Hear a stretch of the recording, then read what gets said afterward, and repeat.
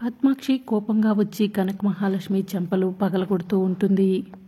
అత్తయ్య అని చెప్పి విహారి గట్టిగా అరుస్తాడు. అయినా కూడా పద్మాక్షి వినిపించుకోకుండా కనక మహాలక్ష్మి చెంపలు పగలగొడుతూ ఉంటే అప్పుడు యమున వచ్చి, వద్దు వదిన, లక్ష్మిని ఎందుకు కొడుతున్నారు అని చెప్పి అడుగుతూ ఉంటుంది. ఎందుకంటే కూతురు మీద కక్షతో ఇది ఆ మెహందీలో మందు కలిపింది అని పద్మాక్షి చెప్తూ ఉంటుంది. అక్క తనెందుకు మందు కలుపుతుంది అని చెప్పి వసుధ వచ్చి పద్మాక్షిని అడుగుతూ ఉంటుంది. మందు కలపకపోతే సహస్ర చేతులు అలా ఎందుకు అవుతాయి? మెహందీ తీసుకొచ్చింది తనే కదా అని చెప్పి అంబిక అంటుంది. మెహందీ లక్ష్మి తీసుకొస్తే లక్ష్మి మందు కలిపినట్టు కాదు కదా అత్తయ్య అని చెప్పి విహారి అంటాడు. తనకు ఎవరు సపోర్ట్ చేయాల్సిన అవసరం లేదు, ఎందుకంటే ఈ ఇంట్లో నేను సంతోషంగా ఉంటే చూడలేంది తను ఒక్కటే అని సహస్ర చెప్తూ ఉంటే, ఎందుకు దానికి నీపైన అంత కక్ష అని కదంబరి అడుగుతూ ఉంటుంది. ఎందుకంటే దానికి బావంటే ఇష్టం కాబట్టి అని చెప్పి సహస్ర అంటుంది. ఇక ఆ మాట విని అందరూ కూడా షాక్లో ఉంటారు. లేదమ్మగారు, నేను విహారి గారిని ఇష్టపడటం ఏంటి అని చెప్పి కనక మహాలక్ష్మి అంటుంది. సహస్ర అమాయకురాలైన లక్ష్మిపై లేనిపోనివన్నీ చెప్పి ఎందుకు హింస పెడుతున్నావు అని చెప్పి వసుధ అడుగుతూ ఉంటుంది. అమాయకురాలంటే ఇదా? వెనకే ఉండి గోతులు తీసే రకం ఇది అని చెప్పి పద్మాక్షి అంటుంది. ఇక ఈ విషయాన్ని అందరూ ఇక్కడితో వదిలేస్తారా అని చెప్పి విహారి అంటాడు. విహారి, నీకు మీ అమ్మకి లక్ష్మిపై మంచి అభిప్రాయం ఉందేమో కానీ ఈ ఇంట్లో ఎవరికి మంచి అభిప్రాయం లేదు అని చెప్పి అంబిక చెప్తుంది. తేరగా ఇంట్లో తిని కూర్చుని నువ్వు ఎలకబెడుతున్న కార్యం ఇదేనా అని చెప్పి లక్ష్మి కదంబరి నిలదీస్తూ ఉంటుంది. అత్తయ్య ప్లీజ్ తో లక్ష్మిని హింసించకండి, మీకు దండం పెడతానని చెప్పి యమున చెప్తుంది. గతిలేని వాళ్ళంతా ఇంట్లో ఉంటే ఇలానే ఏడుస్తాయి అని చెప్పి పద్మాక్షి అంటుంది. నా పెళ్లి పనుల్లో చేతులు పెట్టాలని చూసావు అనుకో, ఊరుకోనని చెప్పి సహస్ర కనక మహాలక్ష్మికి వార్నింగ్ ఇస్తుంది. కూతురికి ఏమన్నా అవ్వాలా, చేతులు కాల్చి వాతలు పెడతాను, అందరూ మా కర్మ కొద్ది దొరికారని చెప్పి పద్మాక్షి అంటూ ఉంటే, అత్తయ్య స్టాప్ ఇట్ అని చెప్పి విహారి గట్టిగా అరుస్తాడు. తను తప్పు చేయలేదని చెప్తుంది కదా, ఎందుకు అందరూ తనని హింసిస్తున్నారు అని చెప్పి విహారి అంటూ ఉంటాడు. తప్పు చేసిన వాళ్ళు ఎవరైనా ఒప్పుకుంటారా ఏంటి విహారి అని చెప్పి అంబిక అంటుంది. తప్పు చేయని వాళ్ళు కూడా తప్పు చేశామని ఒప్పుకోరు కదా అత్తయ్య అని చెప్పి విహారి అంటాడు. రేపు పెళ్లిలో దానివల్ల ఏదైనా పొరపాటు జరగాల, అందరి సంగతి చెప్తాను అని చెప్పి పద్మాక్షి అంటుంది. ప్రమాణం చేసి చెప్తున్నాను, నేను ఏ తప్పు చేయలేదు అని కనక మహాలక్ష్మి ఏడుస్తూ ఉంటే, నువ్వు ఏ తప్పు చేయలేదని మాకు తెలుసు అని చెప్పి యమున చెప్తూ ఉంటుంది. చెల్లెమ్మ, అమ్మాయిని లోపలికి తీసుకెళ్ళు అని చెప్పి సహస్ర వాళ్ళ నాన్న చెప్తూ ఉంటే యమున లక్ష్మిని తీసుకుని లోపలికి వెళ్తుంది. నా డ్రీమ్ గర్ల్ దొరికిందని సంతోషంలో ఉంటే ఎలా జరుగుతుంది ఏంటి? ముందు తనతో ఫ్రెండ్షిప్ చేయాలి, తర్వాత తనకి సపోర్ట్ చేయాలి, ఆ తర్వాత నువ్వే నా డ్రీమ్ గర్ల్ అని చెప్పాలి అని చెప్పి మదన్ మనసులో అనుకుంటూ ఉంటాడు. ఇక కనక మహాలక్ష్మి ఏడుస్తూ సహస్ర పద్మాక్షి అన్న మాటలను గుర్తు తెచ్చుకుంటూ ఉంటుంది. ఇక అప్పుడే కనక మహాలక్ష్మి కళ్ళు తుడుచుకుంటూ రూమ్లోకి వెళ్ళిపోతూ ఉంటే డస్ట్బిన్లో కోన్స్ కనిపిస్తాయి. ఇదేంటి, ఇందాక నేను పెట్టిన కోన్స్ ఇదే కదా అని చెప్పి కోన్ బాక్స్ తీసుకుని చూస్తూ ఉంటుంది. దీనిపైన నెంబర్ ఉంది, ఈ నెంబర్కి ఫోన్ చేస్తే ఏమైనా డీటెయిల్స్ తెలుస్తాయేమో అని చెప్పి కనక మహాలక్ష్మి మనసులో అనుకుని వెంటనే నెంబర్కి ఫోన్ చేస్తుంది. కరాచీ కోన్ కంపెనీ అండి అని చెప్పి అడుగుతూ ఉంటుంది. అవును మేడం, ఏదైనా బల్క్లో ఆర్డర్ ఇస్తే కనుక పంపిస్తామని చెప్పి వాళ్ళు చెప్తూ ఉంటారు. అలా కాదండి, మా ఇంటికి ఇంతకుముందు ఈ కంపెనీ నుంచి కొన్ని కోన్స్ వచ్చాయి, అవి మీ దగ్గర నుంచే వచ్చాయో లేదో ఒకసారి చెప్తారా అని చెప్పి కనక మహాలక్ష్మి అడుగుతూ ఉంటుంది. అడ్రస్ చెప్పండి, తప్పకుండా చెప్తామని చెప్పి వాళ్ళు చెప్తూ ఉంటారు. ఇక కనక మహాలక్ష్మి అడ్రస్ చెప్పుకొని, ఈ అడ్రస్ నుంచి మాకు ఆర్డర్ వచ్చిందండి అని చెప్పి వాళ్ళు చెప్తూ ఉంటారు. ఎవరు ఆర్డర్ ఇచ్చారండి అని కనక మహాలక్ష్మి అడుగుతుంటే, అంబిక అనే పేరు మీద ఆర్డర్ వచ్చిందండి అని చెప్పి వాళ్ళు చెప్పడంతో, థ్యాంక్స్ అండి ఇన్ఫర్మేషన్ ఇచ్చినందుకు అని చెప్పి కనక మహాలక్ష్మి ఫోన్ కట్ చేస్తుంది. అంబిక, ఇది నీ పని అని కనక మహాలక్ష్మి మనసులో అనుకుంటుంది. ఇక మరోవైపు విహారి సహస్రం తీసుకెళ్లి సహస్ర చేతికి కోన్ పెడుతూ ఉంటాడు. థ్యాంక్స్ విహారి అన్న మాటలను మనసులో పెట్టుకోకుండా మళ్ళీ వచ్చి సహస్ర చేతికి కోన్ పెడుతున్నావు అని చెప్పి పద్మాక్షి చెప్తూ ఉంటుంది. అత్తయ్య, నీ కోపం కరెక్ట్, కానీ ఆ కోపానికి సాక్ష్యం ఉండాలి అని విహారి చెప్తూ ఉంటాడు. అమ్మ, బావ ఇద్దరు కూడా జరిగిన విషయాన్ని మర్చిపోండి అని చెప్పి విహారి చెప్తూ ఉంటాడు. అక్క సహస్ర, మీ ఇద్దరి అదృష్టం ఏంటో తెలుసా?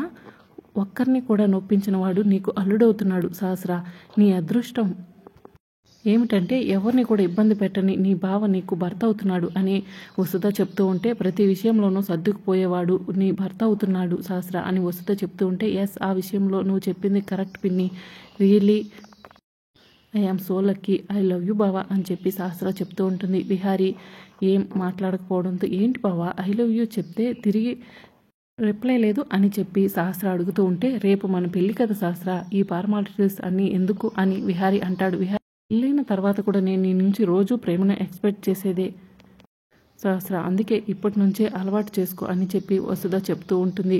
అందుకే ఇప్పటి నుంచే ఐ లవ్ యూ టూ అని చెప్పడం అలవాటు చేసుకో విహారీ అని చెప్పి పద్మాక్షి చెప్తుంది. చెప్పు బావా అని సహస్ర అడుగుతూ ఉంటే, ఐ లవ్ యూ టూ అని చెప్పి విహారీ చెప్తాడు. సహస్ర, ఇప్పటికే ఆలస్యమైంది, వెళ్ళి పడుకో అని విహారీ చెప్పడంతో, నువ్వు ఐ లవ్ యూ చెప్పాక ఇంకేం పడుకుంటుంది అని చెప్పి వసుధ చెప్పడంతో ఇక విహారీ అక్కడి నుంచి వెళ్ళిపోతాడు. అక్క నేను కూడా వెళ్తాను అని చెప్పి వసుధ కూడా అక్కడి నుంచి వెళ్ళిపోతుంది. సహస్ర, నువ్వు కూడా పడుకుంది కానీ పద, ఎందుకంటే రేపు పెళ్ళి కదా, పెళ్ళిలో నీ మొహం వాడిపోయినట్లు ఉంటుంది అని చెప్పి పద్మాక్షి చెప్తూ ఉంటుంది. అమ్మ, నా పెళ్ళిలో ఎటువంటి ఆటంకం లేకుండా అనుకున్న ముహూర్తానికి జరుగుతుందా అని సహస్ర అడుగుతూ ఉంటే, నేను జరిపిస్తాను కదా సహస్ర, పద వెళ్దాం అని చెప్పి వసుధ చెప్తుంది. ఇక మరోవైపు అంబిక జైల్లోకి ఫోన్ చేసి, ఎంత డబ్బు ఖర్చు అయినా పర్వాలేదు, నేను అర్జెంటుగా సుభాష్తో మాట్లాడాలి, ఏదో ఒకటి చేయండి అని చెప్పి చెప్తూ ఉంటుంది. విహారీ పర్ఫెక్ట్గా ప్లాన్ చేసి మరీ కొట్టాలి అని అంబిక మనసులో అనుకుని ఇలా పక్కకు చూసేసరికి ఎదురుగా కనక మహాలక్ష్మి ఉంటుంది. ఇక కనక మహాలక్ష్మి అంబిక దగ్గర కోపంగా వచ్చి తన చేతిలో ఉన్న కోన్లను కిందకి వేస్తూ ఉంటుంది. ఏంటి ఈ చెత్త నా దగ్గరికి వేస్తున్నావు అని చెప్పి అంబిక అడుగుతూ ఉంటుంది. ఈ చెత్త ప్లాన్ నీదే కదా అని చెప్పి కనక మహాలక్ష్మి అంటుంది.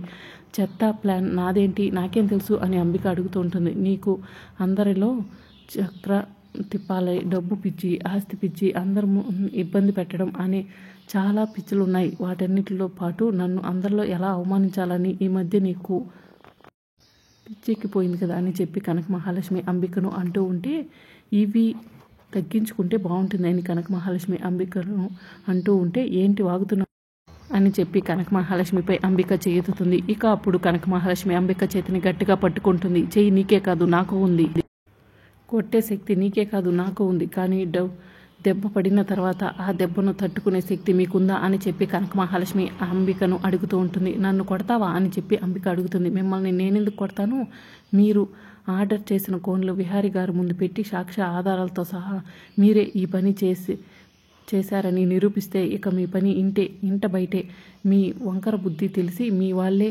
మిమ్మల్ని అసహించుకుంటారు. ఇప్పుడు ఇంత కూల్గా చెప్తున్నాను, ఇలాంటి పని మళ్ళీ రిపీట్ చేశారనుకో నా రియాక్షన్ వేరేలా ఉంటుంది అని చెప్పి కనక మహాలక్ష్మి అంబికకు వార్నింగ్ ఇచ్చి అక్కడి నుంచి వెళ్ళిపోతుంది. నా ముందు నుంచునే అర్హత లేని ఈ లక్ష్మి నాకే వార్నింగ్ ఇస్తుందా, నా కళ్ళలోకి చూసి మాట్లాడుతూ నాకే వార్నింగ్ ఇచ్చిన ఈ లక్ష్మి జీవితాన్ని సర్వనాశనం చేసేస్తానా అని చెప్పి అంబిక మనసులో అనుకుంటుంది. ఇక విహారీ వాళ్ళ ఇంట్లో పెళ్లి ఏర్పాట్లు కూడా జరుగుతూ ఉంటాయి. రేపు ఈ సమయానికి మనవడికి మనవరాలకి పెళ్లి జరిగిపోతుందని భక్తవత్సలం చెప్తూ ఉంటాడు. దీనంతటికీ కారణం విహారీ పద్మాక్షాకను ఒప్పించి మరీ ఇక్కడికి తీసుకొచ్చాడు. ఇక ఈ పెళ్లి జరగకపోతే ఈ రెండు కుటుంబాలు ఒకటవుతాయా అని వసుధ చెప్తూ ఉంటే, విహారీకి తన వాళ్ళందరూ కలిసి ఉండటం ఇష్టం అని చెప్పి యమున చెప్తూ ఉంటే, నీకైనా వాళ్ళందరినీ విడగొట్టడం ఇష్టం కదా అని చెప్పి యమునను పద్మాక్షి అంటూ ఉంటుంది. పద్మాక్షి, ఈ సమయంలో కూడా ఇవన్నీ అవసరమా, యమునను ఇబ్బంది పెట్టడం అవసరమా అని చెప్పి భక్తవత్సలం అంటూ ఉంటాడు. నేను 25 సంవత్సరాల వరకు నరకయాతన అనుభవించడానికి కారణం ఎవరు,